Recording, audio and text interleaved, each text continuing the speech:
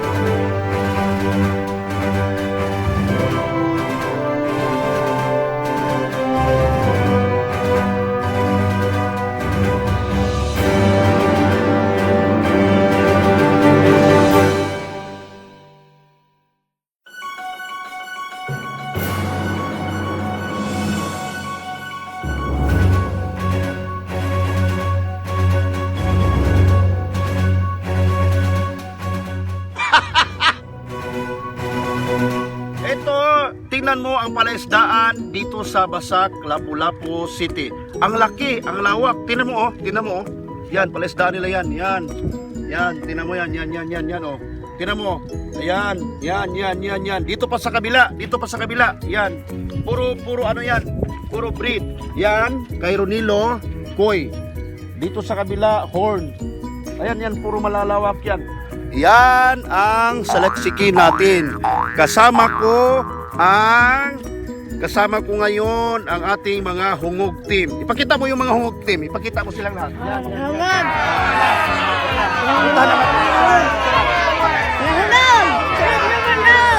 Hungog! Mga hungog! Pakpak mga hungog! Pakpak! Pakpak! Pakpak na. Sige. Kung makikita mo dun sa harap, ang liit-liit lang ng daanan. Pero tinan mo, ayan, tinan mo. Oh. Tingnan mo siya. Baka sabihin mo gumagawa ko history. Ayan, tinan mo. Tinan mo yan. Tinan mo yan. Oh, yan. Yan.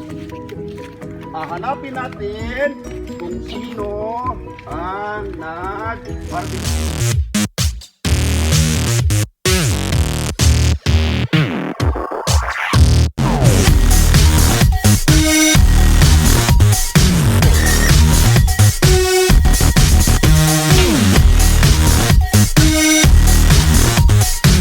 Mag-harvest si Kuya.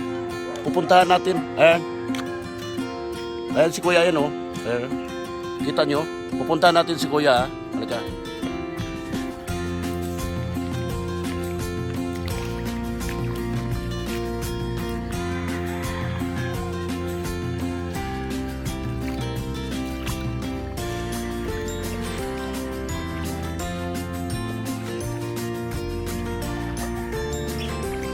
Ito yung una nating pupuntahan na nag-harvest. Sana makita tayo. Ganito pala pa mag-harvest. O, ayan. Isda niya is koi. Koi, ayan. Ayan yung koi niya.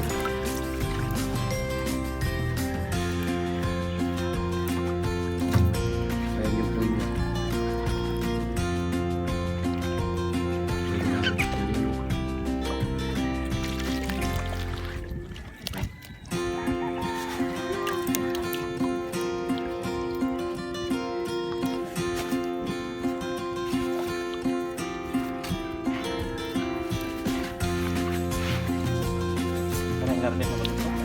na dito sa bus. Asa, Morris pa ka. Sa Pispan ba? Kung na dito, gibutang ano. Asa magkapit tayo pitch pa. Itong tumalay na. Puro rin ni Kuy. Dili na siya mudagko ang Kuy. Tulad ko man. Mudagko. Nakaisda diha nga dili mudagko. Wala ka ng gapo. Diha, Mabati. Suklat. fighting ko anak ka. Wala. Wala kayo. Wala fighting.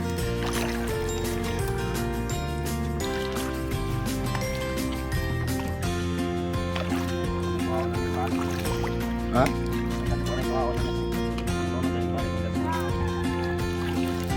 Pila na makakatuig ani negosyo ha? Ay, bagura ko eh. Ha? Bagura ko. Balik sa unang undang ko. Balik ako. Wala na si di na sila pakanon. Nila ako. Fish.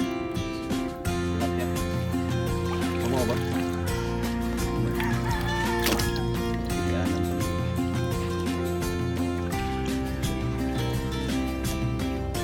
Ayan ang isda ni Kuya. Oh.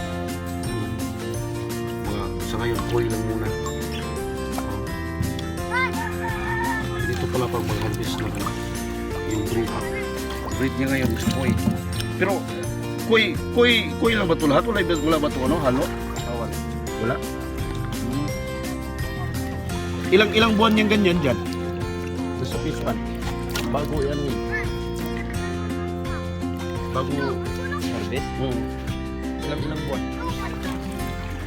Ito mga ito mga isang buwan lang ito. Isang buwan lang. Oo.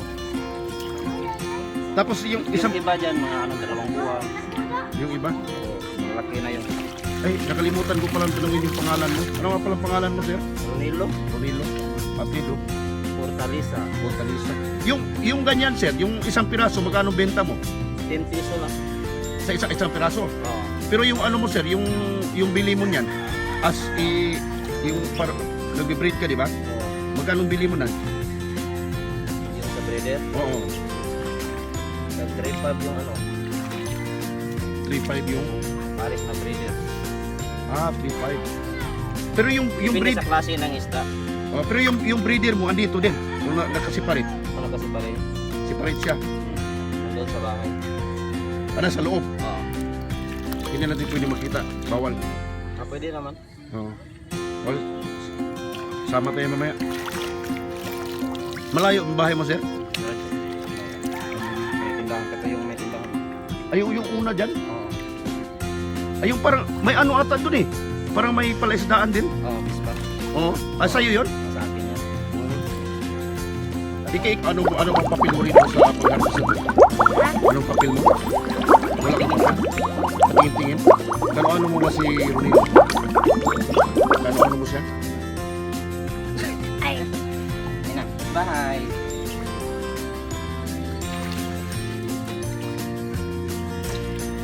Harvest ko na yata yun eh, kasi wala ng tubig kasi eh. Wala ng tubig? Hindi na lang. Kaya ina-harvest mo. Pero pagkatapos mo, nito, harvestin mo, di ba? Saan mo ilalagay? Sa pispan. Sa pispan mo. Mayroong bumili, para na bumili ngayon. May Itong batch na to, meron ka bang isda dyan yung hindi lalaki? wala. Yung hanggang ganyan lang yung size niya ba? Hindi. woo, swimming! Swimming ball! Woo! Ito pwede. Dalawa lang kayo nag-harvest ngayon, walang iba? Baka doon sa ano. Saan? Maraming kasi tubig. Yan lang. Banda. Pupunta pa, malayo pa ba? So ngayon, baka konti lang ang harvest.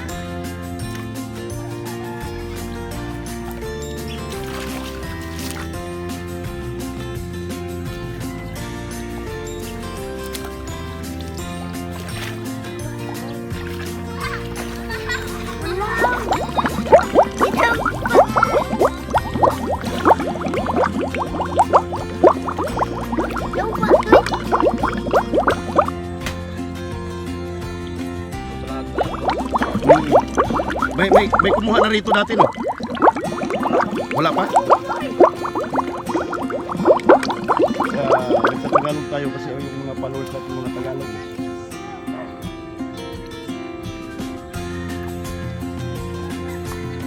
Wala na, ubos na. Ay, meron pa.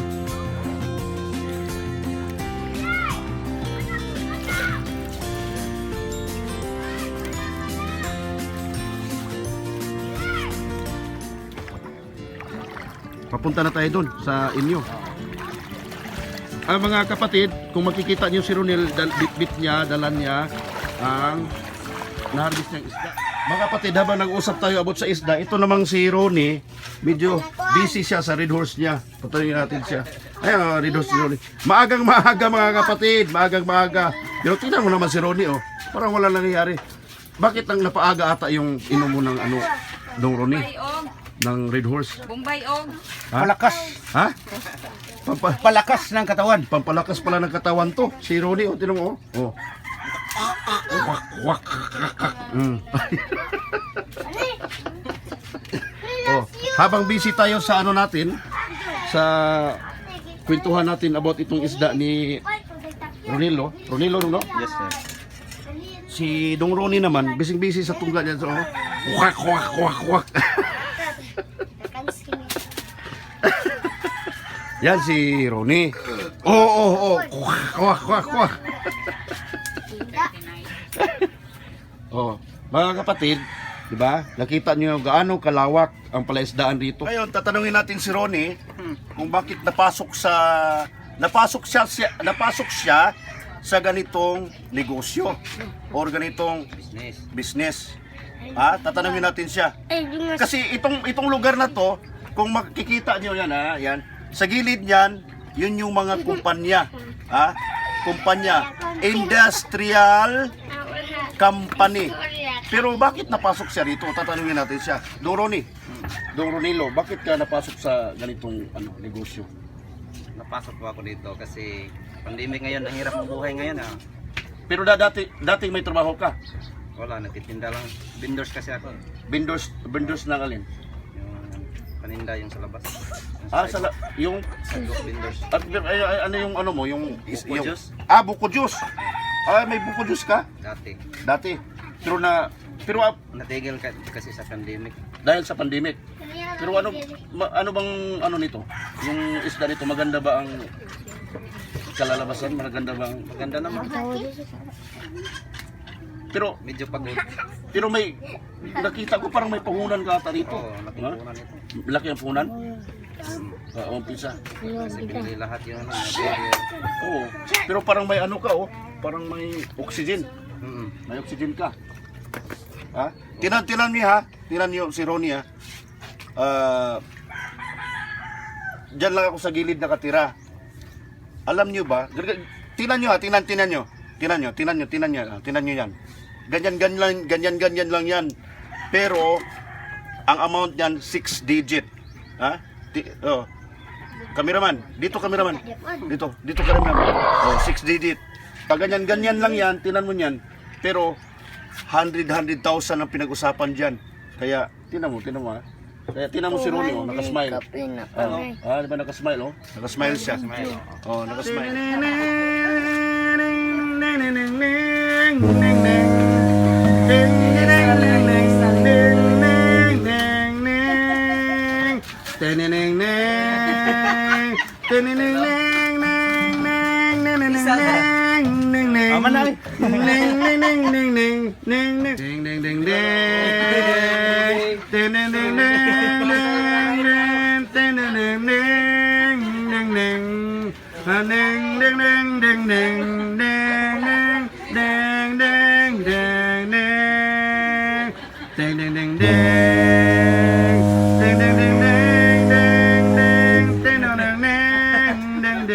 Mga kaigsuunan,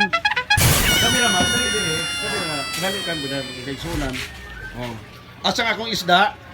Mga kaigsuunan, at akong isda, may kaigsuunan katong tawhan na mauto siya ang naghatag sa atong fighting fish, mauto siya mga kaigsuunan.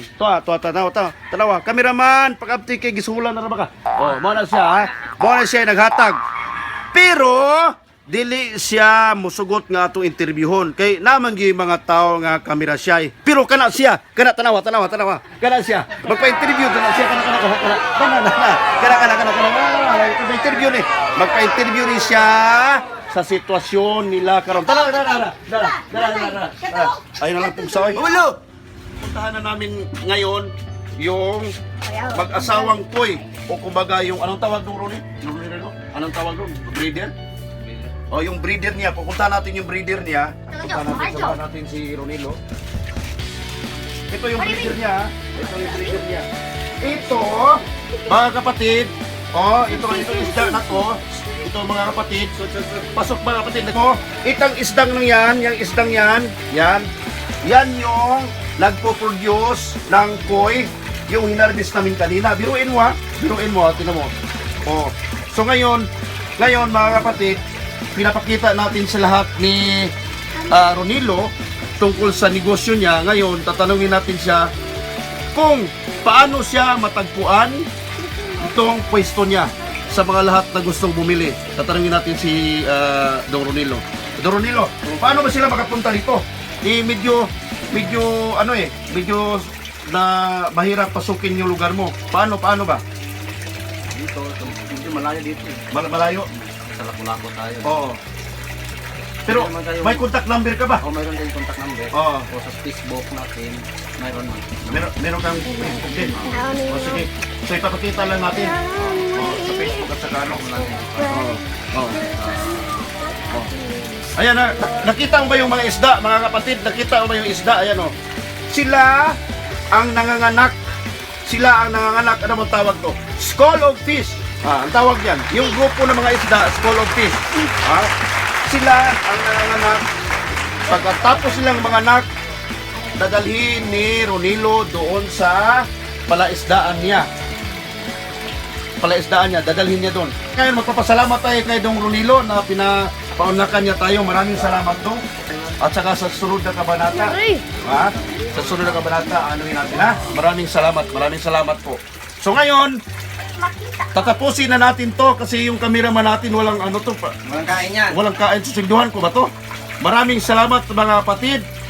Ang buhay ng tao ay parang isda lamang. Lumalangoy habang nabubuhay.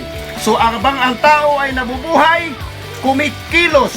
Pero pag tayo'y nabagsakan ng mga pagsubok na katulad ng isda na uubusan ng tubig, sila din ay nahihirapan. Maraming salamat po. Boy Sando, nag-uulat. Mwah!